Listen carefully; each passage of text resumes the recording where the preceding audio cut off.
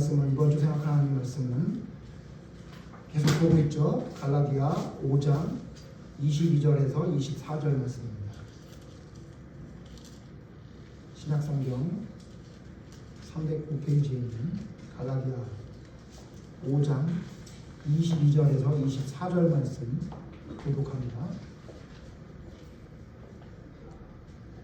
갈라디아 5장 22절 오직 성령의 열매는 사랑과 희락과 화평과 오래 참음과 자비와 양선과 충성과 온유와 절제를 인간적인 것을 금지하라고 하였구나. 함께 읽겠습니다. 그리스도 예수의 사람들은 육체와 함께 그 정욕과 탐심을 십자가에 못 박았느니라. 아멘.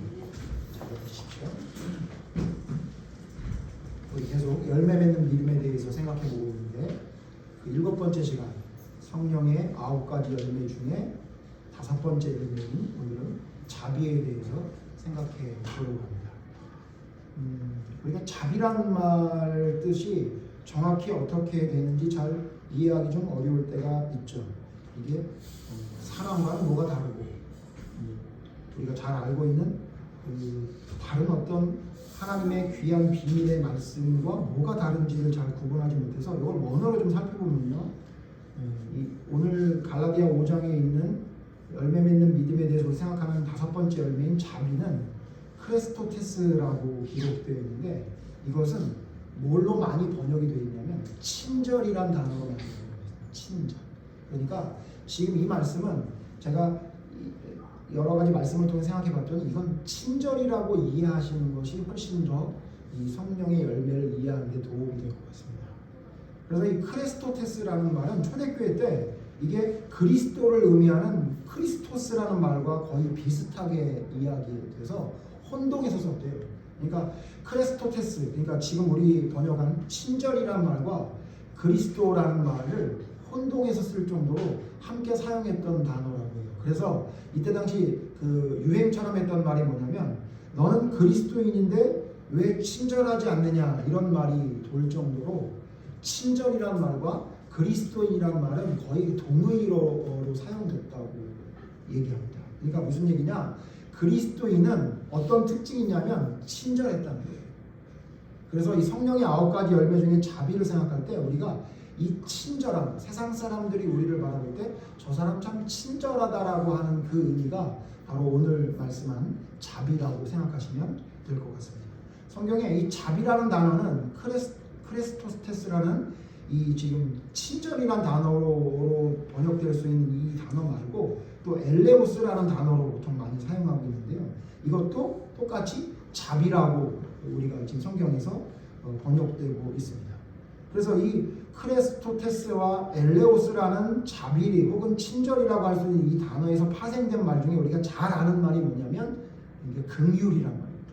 긍휼이 바로 여기서 파생된 말이에요. 그러니까 친절한 것, 누군가를 불쌍히 여기고 동정하는 마음에서 나오는 것을 긍휼이라고 보통 이렇게 표현하고 있습니다. 자, 그러면 우리가 지금 생각하고자 하는 자비, 긍휼, 친절 이런 것은 또 어디서 왔을까요?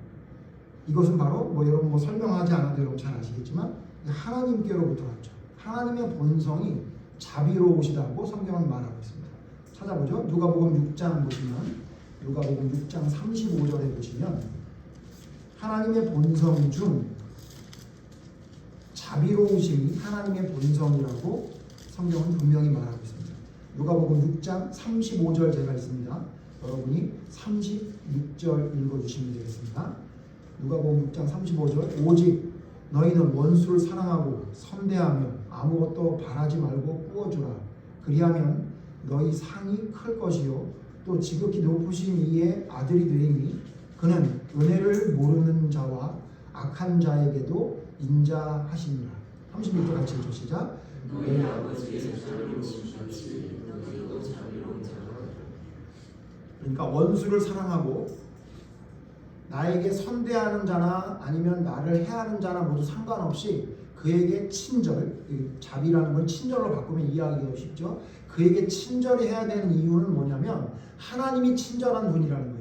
하나님을 섬긴 자나 그렇지 않은 자에게 모두 살아갈 수 있는 길을 열어주신 것처럼 원래 하나님은 친절하신 하나님이라는 거죠. 그렇기 때문에 우리 하나님의 친절하고 자비로우심 같이 너희도 친절하고 자비로운 자가 되라라고 성경은 말하고 있습니다. 그렇기 때문에 우리는요, 믿음의 사람은 모두 친절해야 됩니다.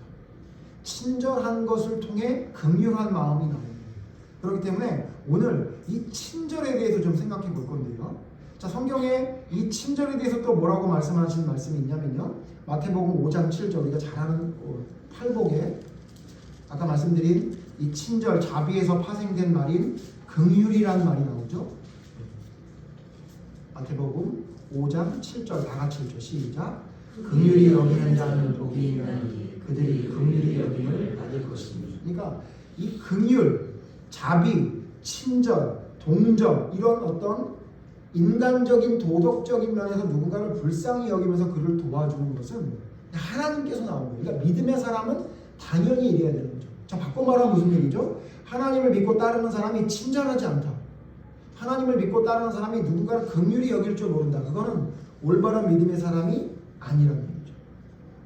다 아는 말씀인데, 자, 그래서 일단은 먼저 정의를 봅시다. 성령의 9가지 열매 중에 자비, 친절이란 단어는 어떻게 우리가 이해해야 되는지 그 단어의 정의를 먼저 해봐야 되는데, 이 단어를 정의할 수 있는 아주 귀중한 성경 말씀이 한 군데 있어요. 신명기 10장을 보십시오. 신명기 10장 17절 보세요. 신명기 10장 17절을 보면 이 자비란 단어가 어떻게 하나님께서 사용하고 있는지를 알게 될 수 있는 말씀이 나옵니다. 신명기 10장,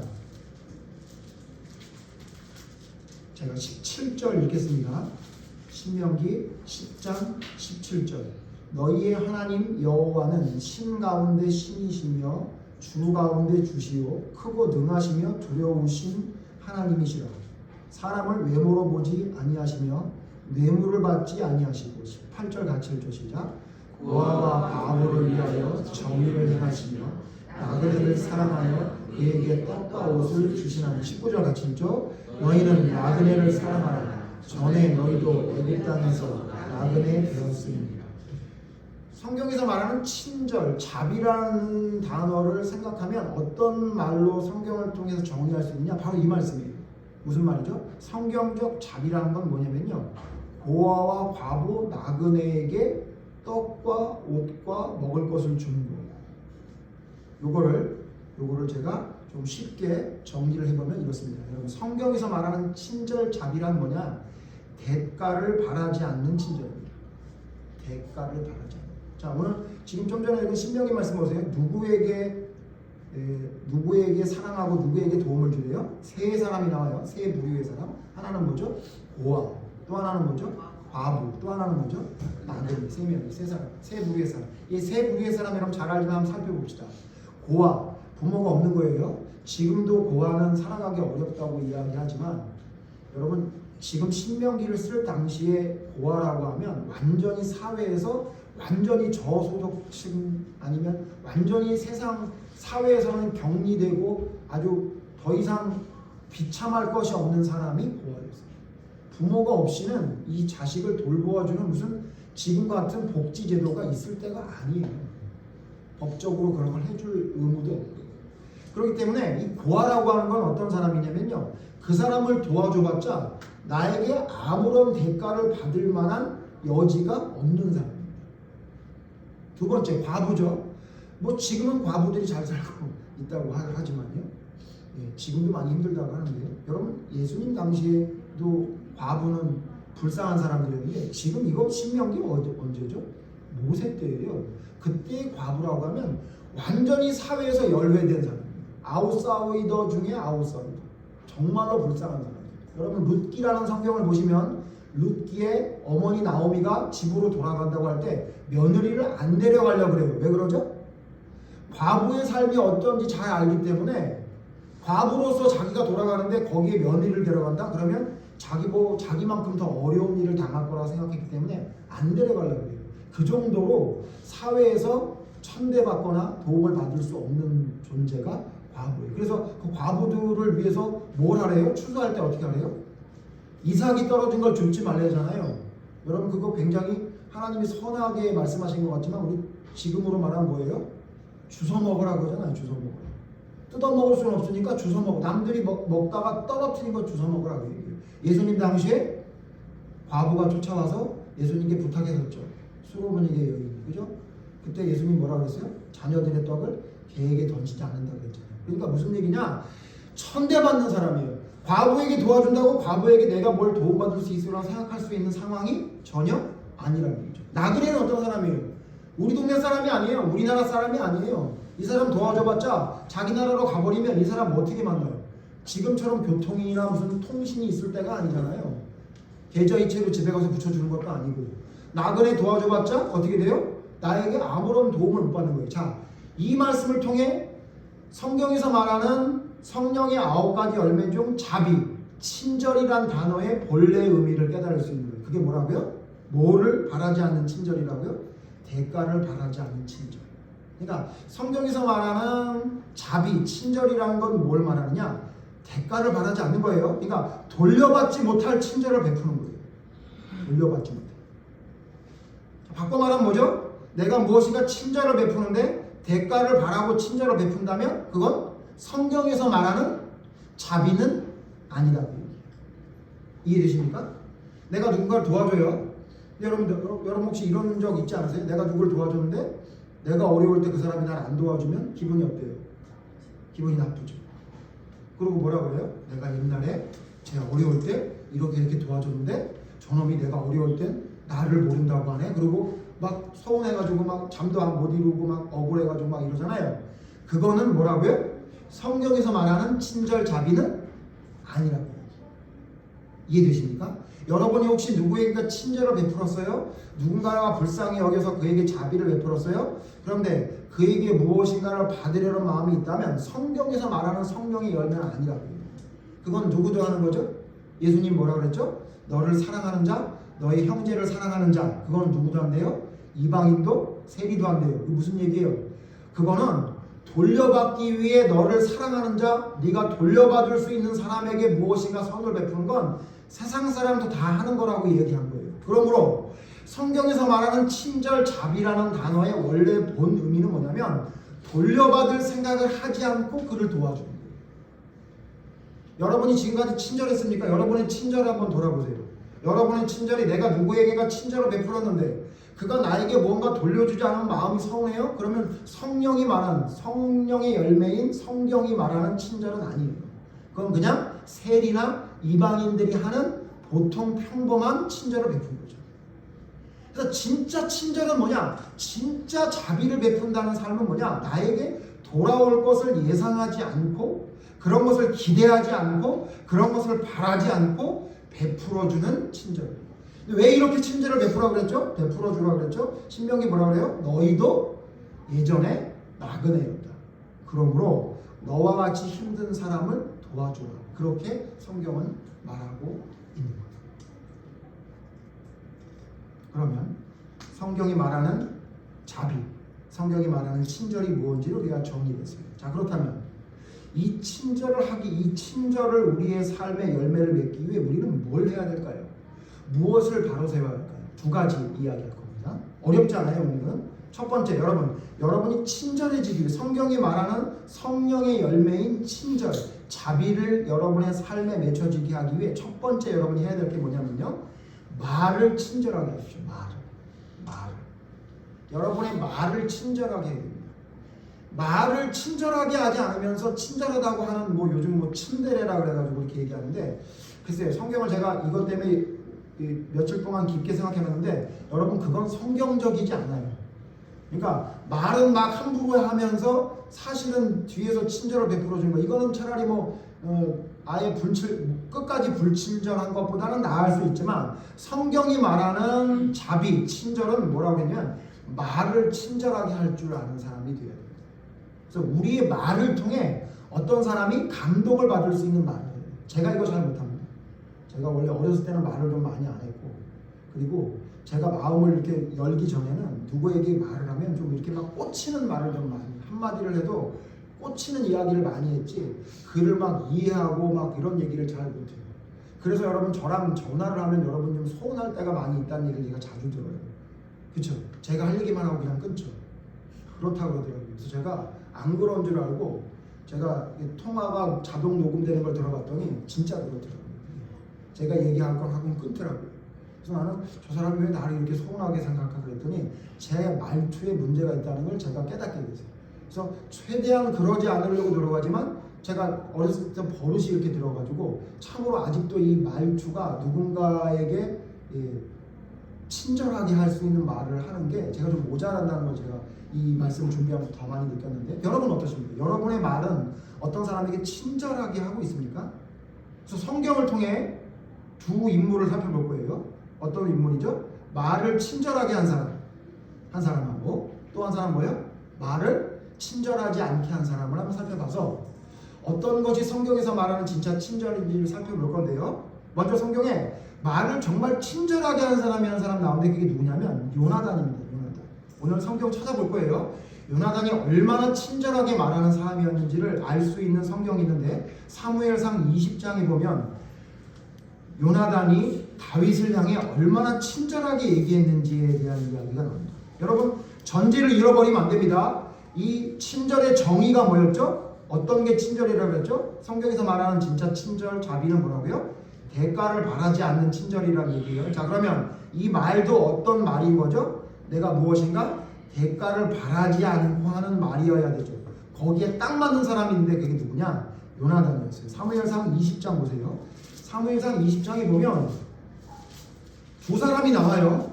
누가 나오냐면 다윗과 요나단이 나와요. 자, 사무엘상 20장에 다윗은 어떤 상황이냐면 사울왕이 자꾸 죽이려 그래가지고 힘들어했을 때예요. 심지어 요나단이 중재를 해가지고 다윗 왕이 다시 사울 왕에게 돌아오게 해줬어요. 그랬는데 또 마귀의 악령이 씌어가지고 멀쩡히 가만히 있는 다윗에게 창을 집어 던져서 죽이려고 해요. 그래서 다윗이 도망간 상황이에요. 다윗이 도망간. 그때 요나단이 다윗을 만난 거예요. 그게 20장입니다. 1절 제가 읽을게요. 여러분 눈으로 따라오세요. 사무엘상 20장 1절 다윗이 라마 나요대에서 도망하여 요나단에게 이르되 내가 무엇을 하였으며 내 죄악이 무엇이며 내 아버지 앞에서 내 죄가 무엇이기에 그가 내 생명을 찾느냐. 그러니까 여러분 진짜 제가 지난번에도 말씀드렸는데 집에 가서 그 드라마 보지 말고 사무엘상 쭉 읽어봐요. 이거 얼마나 재밌는지. 하고 싶은 말이 너무 많은데 이거 하면 길가면 못하는데 이 앞에도 보면요 다윗이 사울이 창을 던져서 죽이려고 할 때 안 죽고 도망가니까 사울왕이 다윗을 죽이려고 사람들을 보내거든요. 그런데 사람을 보내니까 거기서 예언을 받아가지고 돌아와. 그러니까 사울왕이 아니 뭐야? 거기서 또 두 번째 보내니까 또 예언을 받고 돌아와. 그래서 사울왕이 화가 나가지고 자기가 가요. 자기가 갔더니 자기도 예언을 받고 돌아와. 그러니까 지금으로 하면 은혜 받고 돌아온 거예요. 그러니까 얼마나 답답하냐고요. 이러면 알아야 되는데 사울왕이 그럼에도 불구하고 또 다윗을 죽이려고 하는 것 같으니까 다윗이 도망가가지고 어떻게 하냐면 요나단을 만났어. 그래서 요나단한테 뭐라 하냐면 내가 도대체 무슨 잘못을 했길래 나를 죽이려고 하느냐. 네? 여러분 잘 보세요. 다윗이 어떻게 말하냐면 내가 원수를 사랑하라는 하나님의 말씀을 실천하려고 내가 너희 아버지가 나를 죽이려고 해도 나는 너희 아버지를 사랑해 이렇게 말한 게 아니에요. 요나단을 만나서 뭐라 하냐면 야 내가 뭘 잘못했는데 나를 죽이려고 그래 도대체. 나 억울해 죽겠어 이렇게 얘기해요. 그러니까 여러분 2절에 요나단이 뭐라 그러냐면요 이렇게 말해요. 요나단이 그에게 이르되 결단코 아니라 내가 죽지 아니하리라. 내 아버지께서 크고 작은 일을 내게 알리지 아니하고는 행하지 아니하나니 아버지께서 어찌하여 이 일을 내게 숨기리요. 그렇지 아니하리라. 무슨 얘기냐면 다윗 걱정하지 마. 아버지가 널 죽이려고 작전을 짜면 다 나한테 말해준다. 그러니까 내가 그걸 미리 알아가지고 너 안 죽게 해줄게 이렇게 친절하게 말을 한 거예요. 이러면 어떻게 해야 돼요? 친구야 고마워 이래야 되잖아요. 다윗이 그 말을 듣고 뭐라 그래요? 이렇게 말해요. 3절 보세요. 다윗이 또 맹세하여 이르되 내가 내게 은혜 받은 줄을 내 아버지께서 밝히 알고 스스로 이르기를 요나단이 슬퍼할까 두려운즉 그에게 이것을 알리지 아니하리라 함이니라. 무슨 얘기냐면 제가 이걸 읽으면서 저희 집에 살고 있는 어떤 여인이 생각났어요. 무슨 상황이 있으면 최악의 상황만 생각하는 사람이잖아요. 다윗이 그랬다고요. 뭐라 그래요? 너 나한테 말해주는 거 내가 느끼고 있잖아. 근데 있잖아 아버지가 너 나 사랑하는 걸 알아가지고 너한테 말하면 다윗을 못 죽일까봐 너한테 말 안 하고 갑자기 나를 치면 어떡할 거야. 이런 걱정이 생긴 거예요. 그러니까 무슨 얘기예요? 너는 그런지 모르겠지만 나 못 믿겠다. 그렇게 얘기한 거죠. 그때 4절 보세요. 요나단이 다윗에게 이르되 내 마음의 소원이 무엇이든지 내가 너를 위하여 그것을 이루리라. 얘기해. 야, 그렇게 불안해? 그러면 너 말해봐. 네가 말하는 대로 내가 다 들어줄게. 이렇게 얘기해서 여러분 다 읽으면 너무 재밌는데 여러분 재밌어요? 예. 재미없을 것 같아서 안 읽을게요. 5절 이후에 다윗이 요나단에게 뭐라 그러냐면 작전을 짜. 네가 사울왕에게 가서 이렇게 말을 해서 만약에 그 말대로 하면 내가 돌아가고 만약 그렇게 안 하면 사울왕이 날 죽인다고 생각하고 네가 알아가지고 나에게 미리 전해줘라. 무슨 얘기냐면 가서 네가 아버지를 떠보라는 거야. 그래서 아빠가 어떻게 말하는지를 보고 그 대하는 태도를 보면 나를 죽일지 안 죽일지를 미리 결정을 한 거니까 너 빨리 나한테 와서 얘기해 주라는 거지. 그러니까 지금 다윗이 어떻게 한 거냐면 사울왕에게 갈 수도 없고 도망갈 수도 없는 거야. 도망가면 배신자가 되겠고 돌아가자니 자기가 죽을 것 같고 그러니까 요나단 말만은 믿을 수 없으니까 너 가서 아버지를 떠봐. 그래서 뭐라고 대답한지를 보고 나한테 말해줘. 이렇게 얘기하는 거예요. 그러니까 요나단이 뭐라고 그래요? 알았어. 내가 너 하는 대로 할게. 이런 거예요. 그랬는데 다윗이 뭐라고 말했는지 보세요. 그랬는데 다윗이 뭐라고 말하냐면 8절 같이 읽어보세요. 8절. 다윗이 이렇게 말했음에도 불구하고 그렇게 하겠다고 했는데도 불구하고 이렇게 말해요. 20장 사무엘상 20장 8절 같이 읽죠. 시작. 그런즉 말하오되 내 종에게 인자하게 하라. 내가 내 종에게 여호와 앞에서 너와 맹약하게 하였습니다. 그러나 내게 죄악이 있으면 내가 친히 나를 죽이라. 나를 내 아버지에게 데려갈 이유가 무엇이냐. 누구도 못 믿는 거예요? 요나단도 못 믿는 거예요. 뭐라고 얘기해요? 너 이렇게 말하고 나 사울왕에게 데려가서 나 죽게 할 거 같으면 있잖아. 그냥 네가 보기에 내가 죄가 있으면 그냥 너 지금 나 죽여. 이렇게 얘기해. 그게 낫다. 너 지금 나 죽여 그냥. 네가 보기에 내가 죄가 있는 것 같으면 나 그냥 죽여라. 아버지께로 뭘 데려가려고 네가 왜 애를 쓰냐. 이게 무슨 얘기? 이 말 속에 뭐가 있는 거예요? 지금 다윗이 최악의 상황인 거예요. 아무것도 자기에게 위로가 되지 않아. 요나단이 옆에서 아무리 얘기를 해도 그거 다 믿지도 않아요. 네가 뭘 원하는 데서 그대로 해주겠다 그래도 너 차라리 날 그냥 죽여 그럴 뻔했는데 너도 안 믿을 거면 날 죽여. 이런 얘기까지 해요. 그럼 여러분 같으면 어떻게 해요? 도를 넘어섰네. 선을 넘네. 야, 너는 도망자고 나는 지금 우리 아버지 첫째 아들이야. 내가 이 나라를 뒤를 이을 사람인데 이 나라의 두 번째 높은 사람이 너한테 와서 이렇게 얘기하면 좀 말을 듣지. 너 끝까지 나한테 뭐라 그런다. 너 나도 못 믿는다는 얘기야? 이러고 기분 나쁠 수 있잖아요. 요나단이. 그죠? 여러분 지금 상황을 잘 보셔야 돼요. 지금 다윗 말 그대로예요. 만약에 요나단이 마음만 조금만 잘못 다른 방향으로 하면요. 다윗은 그 자리에 죽는 거예요. 지금 다윗의 생명은 요나단에 의해서 좌지우지하는 때예요. 무슨 다윗의 군대가 있어가지고 사울하고 싸울 수 있는 형편도 아니고요. 이건 그냥 진짜 도망자 신세인 아무것도 아닌 그냥 청년.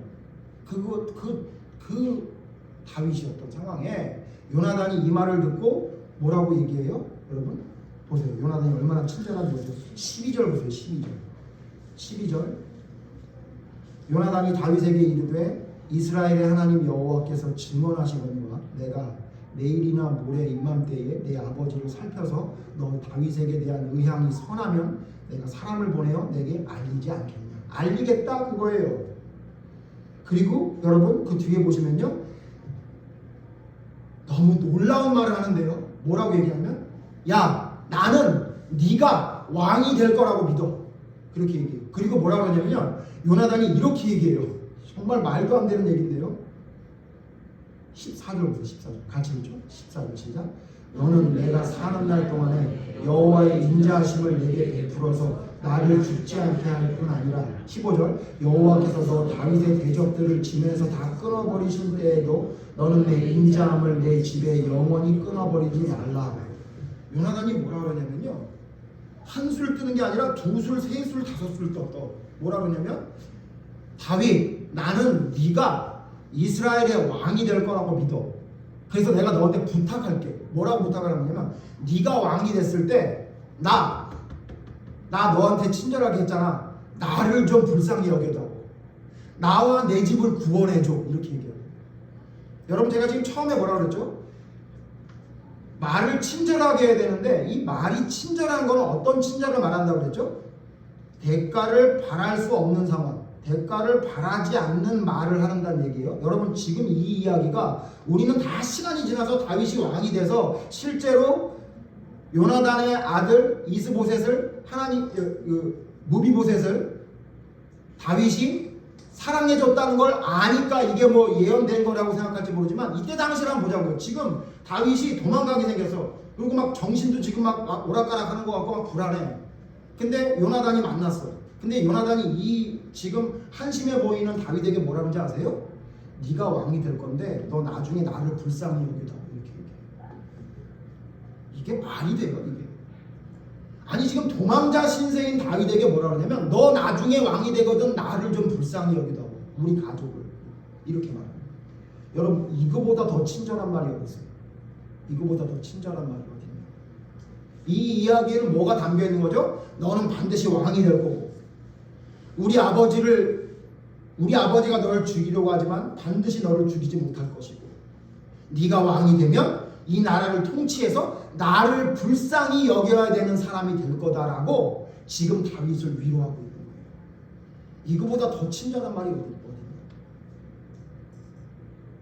엊그제 금요 모임에 어떤 모 집사님이 저한테 이런 얘기를 했어요. 근데 목사님은 왜 이렇게 돈도 없으시고 그러세요? 그렇게 얘기해요. 이게 저에게 위로가 됐겠어요? 상처가 됐겠어요? 근데 뭐라고 얘기한 거예요? 이거를 저의 밑에 목사님은 교회가 점점 커지실 거고 재정도 훨씬 더 많아져서 신천지보다 더 큰 일을 할 거라고 저는 믿습니다. 이렇게 얘기한 거죠. 머리를 치는 사람들이 그러는데 저한테 그런 얘기 하지 마세요. 저는 그런 거 별로 좋아하지 않습니다만 여러분 보세요. 지금 그런 얘기죠. 이해되세요? 이거보다 더 친절한 말이 어디 있어요?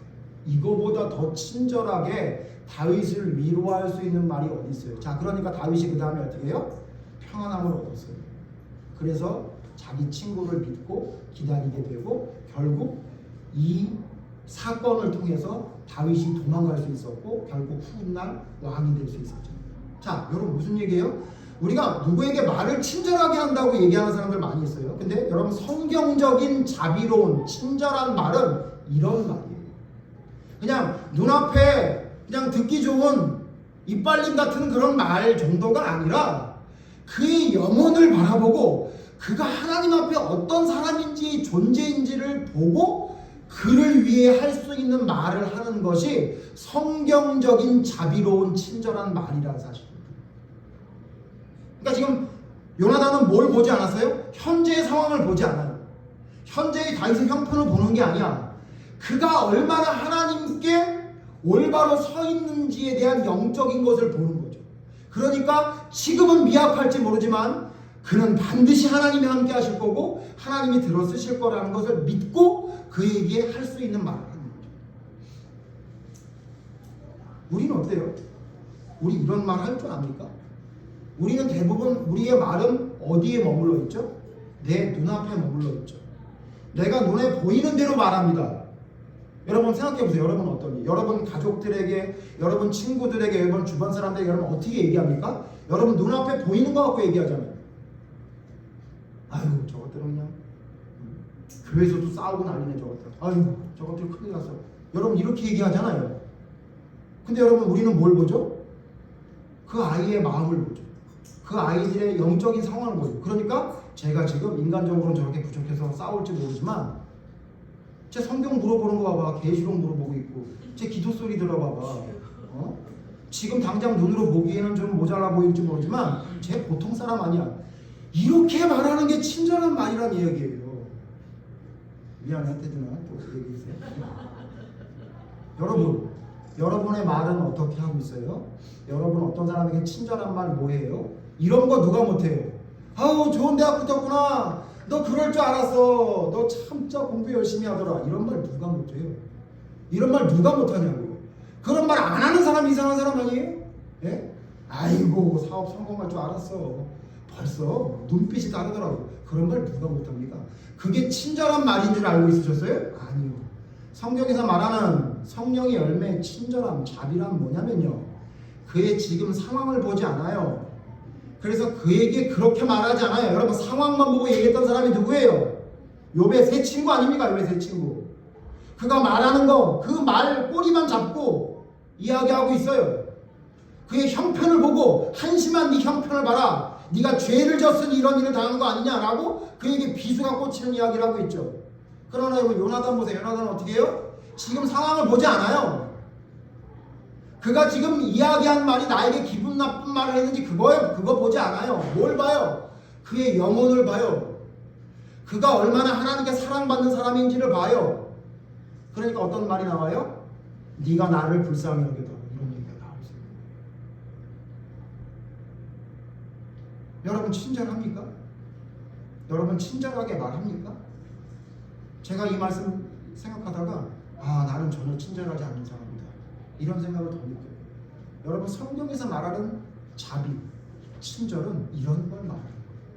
눈앞에 보이는 걸 보고 이야기하는 사람이 아니라 하나님의 마음을 가지고 그를 바라보고 이야기할 수 있는 것이 진짜 친절한 말이라는 사실을 여러분 기억해야 돼요.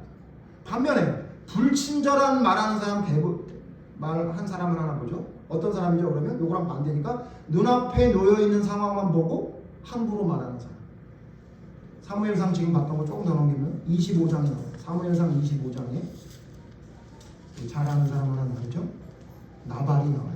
나발이 뭐라고 말하나 봅시다. 사무엘상 25장 10절. 제가 10절 읽고 여러분 11절 같이 읽읍시다. 사무엘상 25장 10절. 나발이 다윗의 사람들에게 대답하여 이르되 다윗은 누구며 이새의 아들은 누구냐? 요즘에 각기 주인에게서 억지로 떠나는 종이 많도다. 11절. 내가 어찌 너와 물과 내 양털 밟는 자를 위하여 자꾸 남을 가져가 어디서 얻을지도 알지 못하는 자들에게 주인이 하였지. 이게 나발의 말. 나발 지금 어떻게 하죠?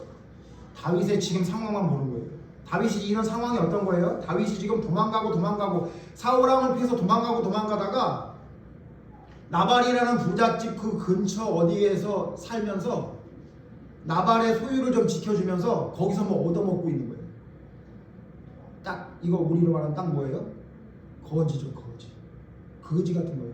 자기가 먹는 게 아니라 누구 좀 지켜주면서 좀 뭐 먹을 거다. 그래가지고 기다리다가 어떻게 했냐면 잔칫날, 양털 깎는 게 잔칫날이니까 잔칫날에 사람을 보내가지고 좋은 날이니까 우리 먹을 거 좀 주세요 이러고 자기 사관들을 보낸 거예요. 종들을 몇 명 보낸 거예요. 그랬더니 나발이 딱 보니까 이거 뭐예요?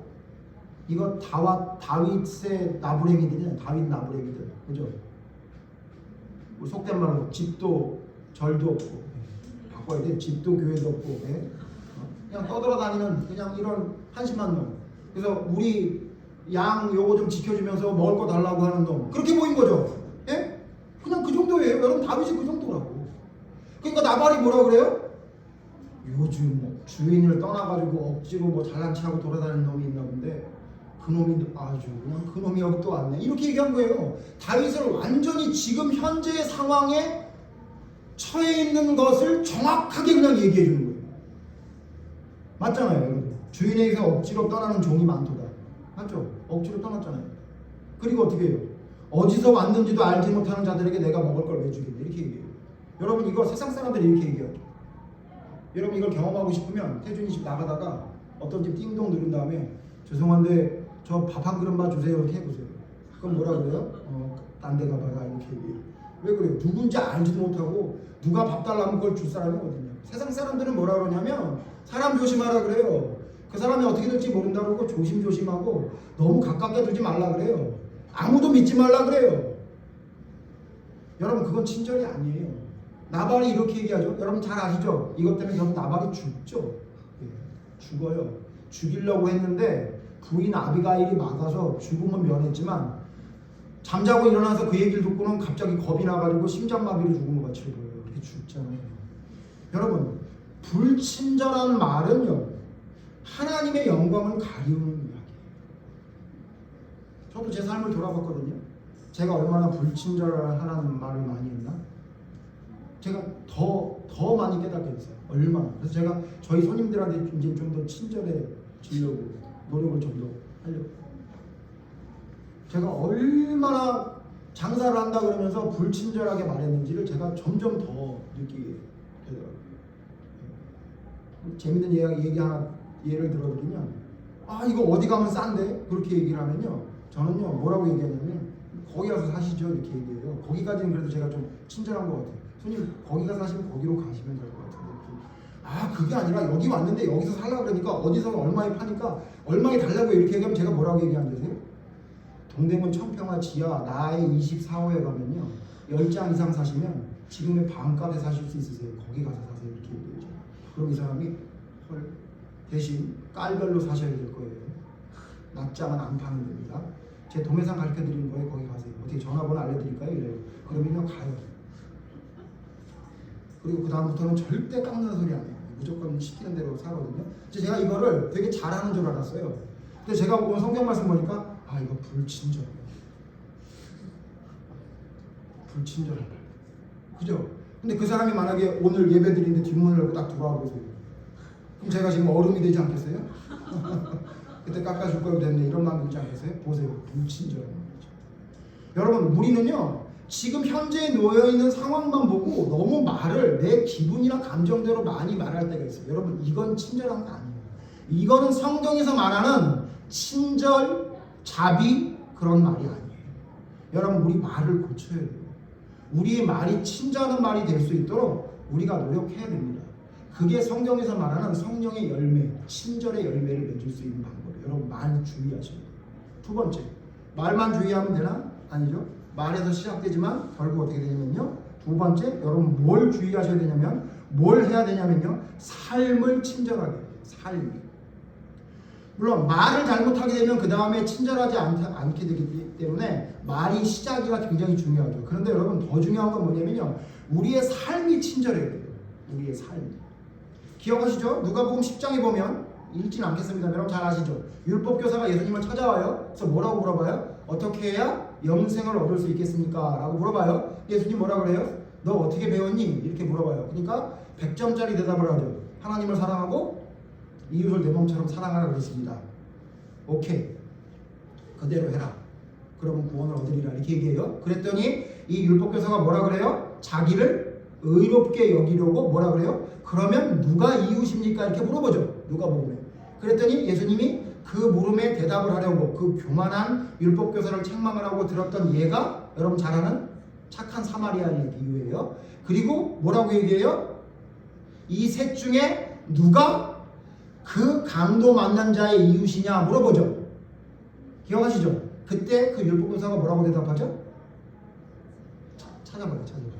누가복음 10장. 누가복음 10장부터. 다 읽진 않고 이 말씀만 꼭 읽어요. 이때 이 사람이 뭐라고 대답하냐면 누가복음 율법교사가 10장 36절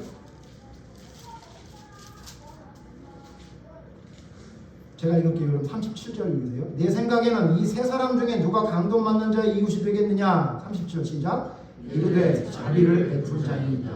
예수께서 이와 너도 이와 같이 하라. 이 사람이 뭐라고 대답했어요? 자비를 베푼 자입니다. 그랬어요. 그렇죠? 이게 자비라. 이게 친절이라. 이게 삶이어야 돼. 이게 무슨 얘기를 하는 거죠? 너는 말로는 이웃을 내 몸처럼 사랑하라 그러는데 너 진짜 강도 만난 자의 이웃이었던 사마리아인과 같이 할 수 있어?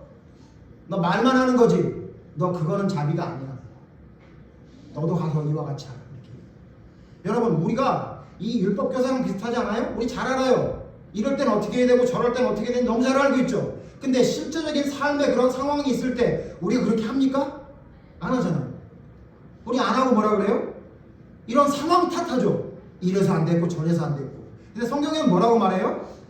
너희가 이와 같이 하라. 이와 같이 자비를 베풀라. 자 이거 살펴보세요. 그럼 또 뭐죠? 이 행동은 어떤 행동이죠? 아까 대전제가 뭐였어요? 성경에서 말하는 친절, 자비라는 것은 어떤 대전제가 있어요? 대가를 바라지 않고 대가가 오지 않을 걸 예상하면서도 그에게 친절을 베푸는 거예요. 보세요. 강도 만난 이웃 알지도 못하는 사람이죠. 이 사람 도와준다고 이 사람이 살아날지 아니면 이 사람이 어떤 사람인지 모르는데 그 사람을 위해서 시간과 돈을 다 쓰래요.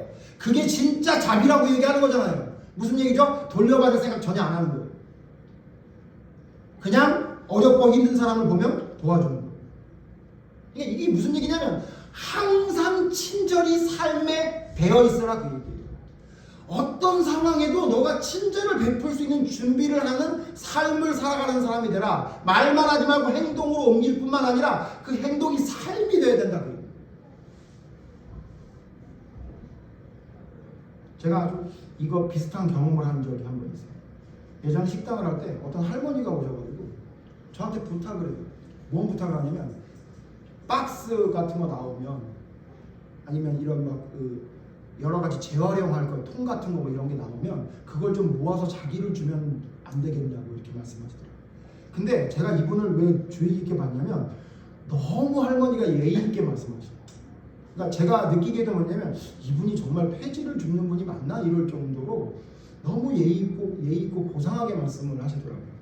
근데 여러분 식당 해보셔서 알겠지만 식당에서 뭐 나오는 거를 빨리빨리 치워가야지 그걸 모아놨다가 누굴 주려면요 냄새도 나고 불편해요. 근데 제가 그냥 어떻게 말하다 보니까 예 그럴게요 이렇게 말씀을 드렸어요. 말을 또 해줬잖아요. 그러니까 어떻게 또 지켜야 되잖아요. 뭐 하나요? 같이 일하던 친구가 그 냄새 나는데 그거 빨리 치우지 왜 이거 다 여기 가지러 오신 분이 있어가지고 이거 가지러 다니는 사람들 여기 엄청 많은데 왜 그분하고 약속했냐 그러더라고요. 그냥 기다려보자. 그러고서 그분이 올 때마다 제가 챙겨드렸어요. 너무 고맙다고 하시더라고요. 그러더니 이분이 뭐라 그러시냐면요 자기가 고마워서 뭘 하나 가르쳐주고 싶대요. 근데 여러분 이분이 어떤 분이냐면 폐지를 줍는 분이에요. 외모가 어땠을까요? 진짜 폐지 줍는 것처럼 옷을 입고 다니세요. 누가 봐도 폐지 줍는 할머니예요. 근데 말만 좀 예의 있게 하시는 거지. 그러니까 같이 있던 저희 그 친구가 예 알았어요 이렇게 얘기하더라고요. 그러니까 뭐냐면 그 할머니가 무슨 식당의 비법을 알려주겠냐 그 얘기죠. 나 안 듣더라고요. 예 나중에 말씀해 주세요. 알았어요. 그러고 할머니를 보내려고 그러더라고요. 근데 제가 다음번에 만나서 할머니께 물어봤어요. 예 할머니 말씀해 주세요. 뭔데요? 이렇게 물어봤어요. 왜냐면 말을 하고 싶은데 못하게 하니까 조금 그러신 것 같아서 다음번 왔을 때 말해달라고 그랬더니 그분이 뭐라고 말씀하셨냐면 이렇게 말해요. 왜냐면 그게 왜 안 믿어지냐면 자기 딸이 서울에서 큰 김밥집을 하는데 돈을 엄청나게 많이 번대요. 근데 거기가 맛있는 이유가 있는데 그 이유를 자기한테 알려주겠다는 거죠. 그러니까 제 같이 있던 애가 거짓말. 딸이 그렇게 많이 버는데 왜 이게 폐지를 주러 다녀? 말도 안 되는 얘기예요. 그냥 보내세요 그러더라고요. 근데 제가 그냥 들어보고 싶더라고요. 제가 뭐 기대를 한 게 아니라 그럼 말씀해 주세요. 그랬더니 뭐라고 얘기했냐면 제가 그래서 그분 때문에 굉장히 저렴한 돈으로 진짜 돈 정말 안 드는 돈으로 참기름도 필요 없을 정도로 맛있는 양념을 할 수 있는 방법을 진짜 배웠어요. 그분 말이 사실이더라고요. 일식집도 하고요. 일식집을 하다가 분식점을 찾아가지고 대박 김밥집을 하고 있는 딸의 어머니가 맞더라고요. 그분이 말한 그 음식점을 쳐봤더니 실제 있는 김밥집이에요. 진짜 잘 되는 집이에요. 제가 그래서 그분한테 그걸 배웠어요. 그래서 제가 여러분 주먹밥이나 김밥 할 때 그걸 섞어서 만들어서 맛있다고 하는 거예요.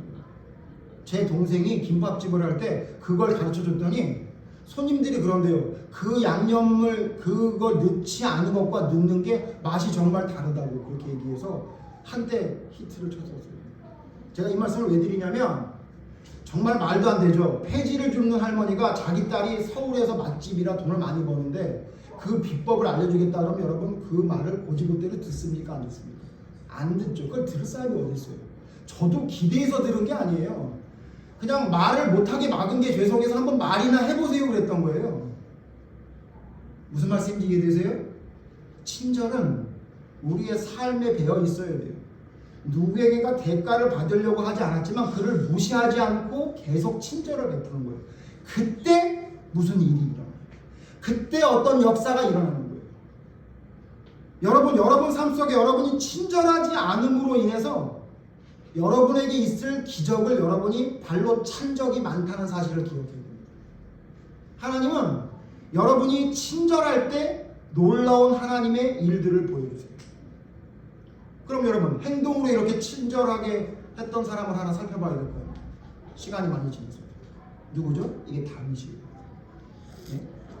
제가 여러분 사무엘서 보라고 그랬죠. 제가 지금 또 사무엘 상서예요. 여러분 지금 집에 가셔서 사무엘상 18장부터 마지막 장인 30장까지 쭉 읽으시면 너무 재밌을 거예요. 물론 말해도 안 읽으실 것 같지만 읽어보세요. 여기 사무엘상 30장에 보면요, 다윗이 이걸 실천해요. 자, 사무엘상 30장 다 읽지 않고 내용을 설명하죠. 어떤 상황이죠? 사무엘상 30장은 다윗이 이제 어떻게 된 거냐면 사울왕을 피해서 도망가다 갈 데가 없으니까 블레셋으로 도망가. 그래서 블레셋에서 아기스라는 왕의 종으로 살아요. 그러다가 어떤 일이 벌어졌느냐? 아기스 왕이 다윗을 너무너무 사랑하게 되는데 신하들은 싫어하지. 다윗이 누군지 다 아니까. 근데 어떤 일이 벌어졌냐? 이스라엘과 전쟁이 벌어졌어요. 근데 아기스 왕은 뭐라 그래요? 다윗이 전쟁을 잘하니 데리고 가자 이런 거고, 신하들은 안 됩니다. 제가 원래 이스라엘 백성인데 전쟁에서 우리 뒤통수를 치면 어떡합니까? 그래가지고 전쟁을 하러 나갔다가 나가지도 못하고 돌아와요. 자기 집으로 돌아왔더니 그 집을 며칠 비운 새에 그 접경에 있던 아말렉 족속이 쳐들어와가지고 자기에 있는 모든 식솔이나 모든 걸 다 잡아가지고 간 상황이었죠. 아시죠? 그래서 여러분 어떻게 해요? 다윗을 따르던 사람들도 다윗을 돌로 치려고 해요. 너 따라왔더니 결국 전쟁에 나가지도 못하고 돌아왔더니 사람들을 모두 잡아갔네. 다 너 때문이야 이런 거. 다윗이 뭐 잘못한 것도 없는데 심지어 자기를 따르는 사람에게 돌을 맞아 죽을 뻔해요. 그런 상황이에요. 그때 어떻게 해요? 다윗이 하나님께 물어보고 600명을 데리고, 자기를 따르던 600명을 데리고 쫓아가려고 그래요. 근데 무슨 일이 생겼느냐? 10절 보세요. 사무엘상 30장 10절 같이 읽죠. 시작. 곧 피곤하여 부솔 시내를 건너지 못하는 200명을 머물게 했고 다윗은 400명을 거느리고 쫓아가요. 무슨 얘기냐면 600명을 데리고 돌을 맞아 죽을 뻔한 상황을 기다려, 내가 구해올게. 그러고서 600명을 데리고 갔는데 그 중에 600명 중에 3분의 1인 200명이 뭐라 그러냐면 피곤해서 못 가겠다 이러는 거예요. 물론 피곤하겠죠. 이걸 뭐라고 봐야 되죠? 가기 싫어서 안 간다고 보는 거죠. 가기 싫어서 안 간다고. 저한테 여러분이 어디 가자 그러면 제가 피곤하다고 얘기하는 건 무슨 얘기냐? 안 가고 싶은 거예요. 저는 피곤해서 안 가본 적이 살면서 몇 번 없었던 것 같아요. 저는 피곤해도 가요. 근데 여러분 혹시 저하고 어디 가자 그러는데 목사님 어디 좀 가시면 어떨까요? 근데 제가 여러분 저기 좀 피곤해서 그러면 가기 싫은 거예요. 아마 여러분 그런 얘기 한 번도 못 들어보실 거라고 저는 알고 있는데, 제가 피곤해서 못 가겠다, 못 하겠다 이런 얘기 잘 안 하잖아요. 여기 지금 이 얘기 뭐예요? 피곤해서 200명이 못 가겠대요. 아니 지금 아말렉이 쳐들어와가지고 다 사로잡혀 갔는데 600명을 데려가서 가지고 지금 이길까 말까인데 200명이 안 가겠대. 이런 상황이, 다윗이 이런 상황이에요. 다윗이 기분이 어땠을까요? 진짜 배신감 느끼지 않겠어요? 나를 따르는 600명 정도는 나를 믿겠지. 근데 이 중에서 또 3분의 1은 피곤해서 못 간다 그래요? 자, 이런 상황에 다윗이 어떻게 하느냐? 친절을 베풀어요. 자, 아까 뭐라 그랬죠? 이 성경에서 말하는 이 친절은 우리가 삶이 친절이 되는 날이죠. 자, 이런 극한 상황임에도 불구하고 다윗이 친절을 베풀어. 11절 보세요. 11절. 제가 있습니다. 11절. 무리가 들에서 애굽 사람 하나를 만나 그를 다윗에게로 데려다가 떡을 주어 먹게 하며 물을 마시고. 자, 무슨 상황이냐면, 자, 이제 400명만 데리고 가는 거야. 400명 데리고 막 가고 있는데 저쪽에서 누구를 데리고 와. 누구냐 그랬더니 이 사람 애굽 사람인데요. 여러분 이 사람 특징이 뭐였죠? 병들었어요. 병든 애굽 사람. 그리고 며칠 동안 먹지도 못해가지고 거의 거지꼴이 된 사람을 하나 만난 거예요. 자, 이 사람이 누군지 다윗이 알았나요? 몰랐나요? 전혀 몰랐어요. 그러니까 불쌍하니까 무조건 어떻게 해요? 떡을 주고 물을 마시게 해요. 그죠? 근데 이게 중요한 게 아니에요. 저는 그 다음 절이 너무 감동적이었어요. 12절 보시죠. 시작. 그에게 모아가 문치에서 뗀 덩이 하나와 밤낮 사흘 동안 떡도 먹지 못하였고 물도 마시지 못하였습니다. 그가 먹고 정신적. 왜 감동이 오죠? 과일도 줬어요. 과일. 주식 밥도 주고 뭐도 줘요? 후식도 준 거야. 이 감동적이지 않아요? 아니 생각해보세요. 아니 광야에서 누구 하나 만났는데 병들어 다 죽어가는 사람이고 3일 동안 아무것도 못 먹었대. 그러고 보니까 국적도 애굽 사람이야. 별로 친하지 않은 사람이잖아요. 애굽 사람 좋아해요, 이스라엘 백성들이. 거기서 도망쳐 나왔는데 그래서 어떻게 해요? 에이, 불쌍하니까 떡하고 물이나 줘라 그랬는데 그것만 준 게 아니라 무화과에다가 건포도 주습니다. 여러분 요즘 시장 가보시면 아시겠지만 과일 비싸요. 그걸 줬다는 얘기예요. 그리고서 물어봐요. 넌 도대체 누구냐 이렇게 물어봐요. 잘 보셔야 돼요. 넌 누구냐 그러고 대접한 게 아니야. 다 죽게 생겼으니까 친절을 베풀어서 다 줘. 주식도 먹고 부식도 막 후식까지 다 줘. 먹어라. 기운을 차린 다음에 넌 도대체 왜 여기서 이렇게 굶주리고 돌아다니니 물어봤어요. 기억나시죠? 기억 안 나네. 네, 기억나야 재밌는데. 기억나죠? 이 사람이 어디서 온 거예요? 아말렉 족속에게 종으로 있다가 병이 들었다고 쫓아낸 거예요. 너 이제 필요 없다 그래 쫓아낸 거예요. 그래서 다윗의 그 족속들을 포로로 데려간 그곳에 있다가 지금 3일 동안 도망쳐 나와. 도망친 게 아니지. 쫓겨나가지고 배고파서 죽게 생겼다가 다윗을 만난 거예요. 다윗이 뭐라 그래요? 너 날 좀 도와줄 수 있겠니? 너 온 곳으로 다시 갈 수 있겠니? 네, 그럼요. 저를 살려주신다고만 하면 이렇게 호의를 베푸셨는데 저 가겠습니다. 그렇죠. 이게 여러분 성경이 말하는 친절을 베풀어야 될 이유가 그가 눈으로 보기에는 아무것도 아닌 사람이 모른다고 제껴놔도 상관없고요. 지금 우리로 말하면 애굽 사람이 이스라엘 백성에게 누구예요? 일본 사람이잖아. 일본 사람. 네? 그냥 죽게 내버려둬도 되는 거고요. 정 안 되면 그냥 떡 하나나 그냥 물 한 덩이 주면서 빨리 가라. 우리 갈 길이 바쁘다 이래도 되는 거예요. 근데 건포도하고 무화과까지 다 내린 다음에 물어봤더니 이 사람이 다윗의 길을 열어줄 사람이었죠. 이 사람이 다윗의 길을 열어줬죠. 그래서 어떻게 해요? 그 사람을 따라 뒤를 쳐서 어떻게 해요? 다 데리고 옵니다. 자, 다윗의 이 친절이 놀라운 기적을 일으켰죠. 자, 이것만이 아니에요. 이것만이면 여러분이 소편이 나오는 소편 보고 뒤로 한 장 넘겨보세요. 사무엘상 21절 보세요. 21절 30장 21절. 자, 이겼어요. 다 데리고 왔어요. 근데 문제가 생겼어. 21절. 다윗이 전에 피곤하여 능히 자기를 따르지 못함으로 부솔 시내에 머물게 한 200명에게 오매 그들이 다윗과 그와 함께한 백성을 영접하러 나오는지라 다윗이 그 백성에게 이르러 문안하며. 자, 다 데리고 거기는 전리품까지 다 가지고 돌아가다가 누굴 만났냐면 피곤하다고 안 왔던 200명을 만났어요. 이 얘네들이 안 피곤한가 봐. 또 맞으러 와. 또. 얼마나 꼴배기 싫어요. 그래서 사람들이 뭐라 그래요? 22절 보세요. 다윗과 함께 갔던 자들 가운데 악한 자와 불량배들이 다 이르되 그들이 우리와 함께 가지 아니하였은즉 우리가 도로 찾은 물건은 무엇이든지 그들에게 주지 말고 각자의 처자만 데리고 떠나가게 하라 하는지라. 은비 어때? 너 이렇게 할 거지. 그러니까 내가 전쟁 나갈 때는 안 따라갔어. 피곤하다고. 돌아오면 어떻게 해? 내가 전쟁에서 얻은 거 나눠줄 거야? 아니면 걔네 가족만 딱 주고 말 거야? 그지? 그렇게 할 거잖아. 그지? 태준이도 그렇지. 어?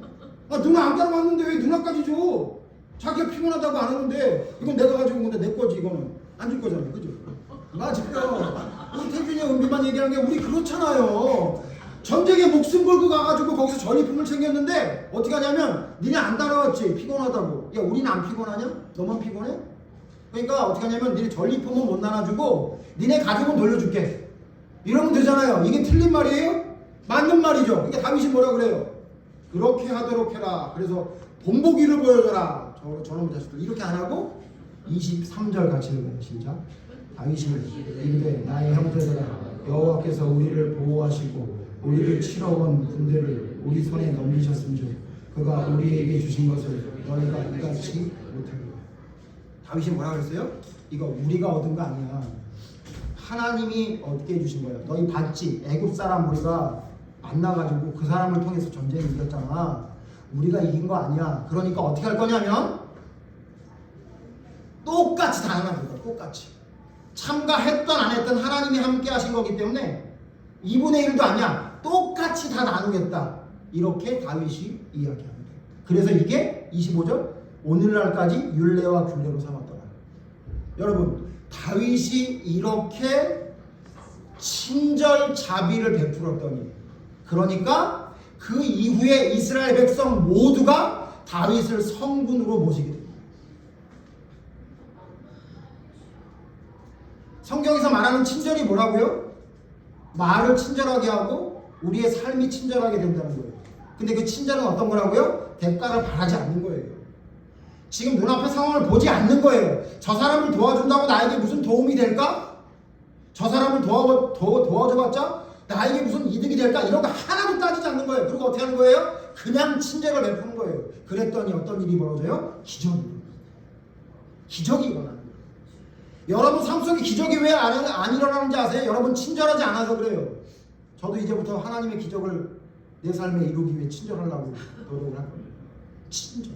그 할머니, 폐지 주는 할머니한테 친절을 베풀었더니 썩 내키지 않고 저도 친절을 베푼 건데, 그걸 통해 놀라운 비밀을 하나 알게 된 것처럼 여러분 우리는요 친절을 베푸는 사람이 돼요. 왜 그런지 아세요? 아까 말했죠.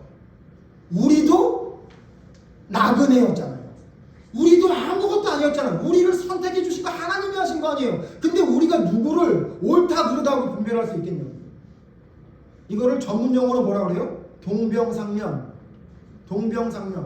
저 사람이 나랑 똑같지 않느냐 라는 생각을 가지고, 그래 여러분 나보다 남을 낫게 여기는 것도 할 수 있는 거 아니에요? 제가 두지를 볼 때 왜 그렇게 예뻐하는 줄 아세요? 동병상련. 여러분이 말하잖아요. 두지랑 저랑 닮았다며요. 예? 이분 아래 위에니가 맞지 않아서, 예? 그걸 뭐라 그러죠? 부정교합이죠. 예? 누가 봐도 표정이 못생긴 표정, 예? 모자란 표정을 그렇게 맨날 짓고 있잖아요. 걔를 보는 순간 저는 동병상련을 느껴요. 너도 힘들겠구나. 개 세계에서는 너가 힘들고 사람의 세계에서는 내가 힘들고. 그러니까 어떻게 해요? 다른 개보다 더 예뻐해 주죠. 그걸 뭐라 그래요? 동병상련이요. 그래서 고아와 과부를 돌보는 거예요. 예쁘고 좋은 사람이 아니라, 여러분 세상은 뭐라 그래요? 그런 사람 옆에 있어야 뭐라도 하나 더 얻어먹는다 그러죠. 진짜 그게 그지고요. 그런 마음을 가진 게 그게 그지근성이에요. 진짜 하나님의 말씀대로 순종하는 친절을 베푸는 사람은요, 진짜 한심한 사람을 보면 도와주고 싶은 마음이 드는 거예요. 그래서 저는 주일학교 아이들 중에 막 해맑게 노는 애들보다 조용히 가만히 동생을 챙기거나 조용히 예의 바른 사람을 보면 가슴이 아파요. 걔가 어렸을 때 어떻게 자랐는지에 대한 그런 삶이 보이는 거잖아요. 애들은 원래 그러지 않거든요. 여러분, 우리가 우리의 삶 속에 어떤 사람을 바라볼 때, 어떤 일을 대할 때 성경에서 말하는 자비하심의 마음을 가지고 친절이 되어야 돼요. 그게 성경에서 말하는 성령의 열매지, 우리는 그냥 이방인이나 세리와 똑같이 살면서 대단히 무슨 친절한 사람처럼 생각하고 있는 사람들이 너무 많아요. 여러분 그건 친절 아니에요. 성경에서 말하는 자비 아니에요. 그냥 세상 사람들 다 하는 거 그냥 따라서 어느 정도 하는 것 뿐이죠. 대가를 바라지 않고 내 말과 나의 삶을 친절하게 바꾸는 것, 그게 진짜 성경에서 말하는 올바른 믿음의 삶이죠. 진짜 성경 하나 마저 찾고 마칩니다. 이 모든 말씀을 한마디로 말씀한 말씀이 히브리서 13장에 있어요. 히브리서 13장 읽고 마칩니다. 히브리서 13장 1절. 히브리서 13장 1절에서 3절입니다. 제가 읽고 3절 여러분 같이 읽어주세요. 히브리서 13장 1절. 형제 사랑하기를 계속하고 손님 대접하기를 잊지 말라. 이로써 부지 중에 천사들을 대접한 이들이 있었느니라. 3절. 너희도 함께 갇힌 것 같이 갇힌 자를 생각하고 너희도 몸을 가졌은즉 학대받는 자를 생각하라. 부지 중에 천사를 대접했어요. 누가 그랬어요? 아브라함이 그랬죠. 롯이 그랬죠. 부지 중에 대접합니다. 그러니까 무슨 얘기? 알고 대접했다는 게 아니에요. 그냥 몸에 뱄어. 나그네를 대접하는 거. 그에게 뭔가 대가를 바라지 않고 선을 베푸는 거. 그게 몸에 뱄어. 그래서 누구를 생각하래요? 학대받는 자를 생각하래요. 저는 이번 학기에 우리 학생들 학교 가면 누구에게 집중하면 돼요? 태준이는 맨날 시합 나가면 꼴등하는 애에 집중하시는 거예요. 집중해야 돼요. 걔가 얼마나 마음이 아프겠어요. 예? 은비는 농사를 지을 힘이 없어가지고 예? 삽도 제대로 못 듣는 애, 그런 애 집중하는 거야. 누가 안 놀아주는 애, 예? 그런 애 집중하는 거야. 그게 너야? 여러분 학교에, 여러분 주변에 정말로 도움이 절실히 필요한 사람 옆에 여러분이 친구가 돼서 그에게 친절을 베풀어줘야 돼요. 요나단처럼, 다윗처럼. 부지중에 그가 나에게 뭘 도움이 될지 알지 못하고 그가 누군지 알지 못해. 상관없는 거예요. 그에게 친절을 베푸는 거예요. 여러분, 믿음의 사람은 눈앞에 놓인 사람에게 최선을 다해서 선을 베푸는 거예요. 최선을 다해 친절한 거예요. 혹시 그가 나를 배신하고 혹시 그가 나에게 아무런 도움이 주지 않는 사람이 된다 할지라도 상관없는 거예요. 왜? 우린 누구에게 하는 거예요? 나를 그와 같이 버린 자처럼 버려진 나를 구원해 주신 하나님의 그 부지 중에 우리를, 하나님은 부지가 아니지만요, 하나님은 아무것도 아닌 저희를 선택해 주신 그 사랑 때문에 몸에 배서 부지 중에도 알지 못해도 그냥 선을 베푸는 사람이 되는 게 성경에서 말하는 진짜 친절이란 말이에요. 진짜 자비란 말이에요. 여러분, 성령의 열매를 맺길 바랍니다. 여러분, 친절한 사람이 되길 바랍니다. 여러분, 말과 여러분의 삶이 여러분이 생각하는 정도가 아니라 놀라울 정도로 친절한 사람으로 바뀌어야 돼요. 그게 성령을 받은 사람의 특징이에요. 그래서 저와 여러분이 우리 교회에 들어오는 사람들이 보면, 와, 저 사람은 어쩜 저렇게 친절할 수 있겠냐. 예? 물론 이 친절도 좀 생각해봐야 할 게 또 있는데 시간이 없어서 안 합니다만, 과한 친절은 또 그 사람이 원하지 않은 친절은 또 친절이 아니기도 하지만요, 여러분의 친절을 사람들에게 보여줄 수 있는, 말과 행동과 삶으로 보여줌으로 그가 정말 감동받을 수 있을 때까지 예수 그리스도의 친절을 베풀 수 있는 저와 여러분이 되기를 바랍니다. 그런 교회가 되기를 바랍니다. 그럴 때에 진짜 올바른 믿음이 바로 세워질 수 있는 것입니다. 기도하겠습니다. 하나님, 우리는 친절한 것을 그냥 내가 할 수 있는 한계 내에서 조금 하는 것이라 생각했던 것 같습니다. 마치 예수님을 찾아왔던 율법교사처럼 정답은 잘 알고 있지만 실제적인 삶 속에 만난 피 흘리는 자, 강도 만난 자는 돌보지 않고 도망가 버리는 제사장과 레위인처럼 말입니다. 하나님, 성령의 열매인 자비, 친절의 열매가 우리의 삶의 열매 맺기로 원합니다. 나의 말이 친절한 말이 되게 해주시옵소서. 나의 말 한마디에 누군가가 가슴 아파 상처받는 자가 되는 것이 아니라 나의 말 한마디에 용기를 얻고 나의 말 때문에 힘을 얻게 되는 요나단 같은 말이 우리의 말버릇이 될 수 있도록 하나님 인도해 주시옵소서. 또한 무엇을 알고 하는 게 아니라 당연히 그냥 습관적으로 친절할 수 있는 사람이 되기를 원합니다. 3일 동안 굶주린 애굽 사람을 만났을 때 떡과 물과 건포도와 무화과까지 줌으로 그를 살려냈던 다윗과 같이, 하나님, 우리는 부지 중에도 모든 사람을 대접할 수 있는 믿음의 사람이 되어야 하겠습니다. 하나님, 이 세상을 살다 보니 너무도 조건적이고 너무도 이기적이고 너무도 개인적인 삶이 되어가고 있는 것 같습니다.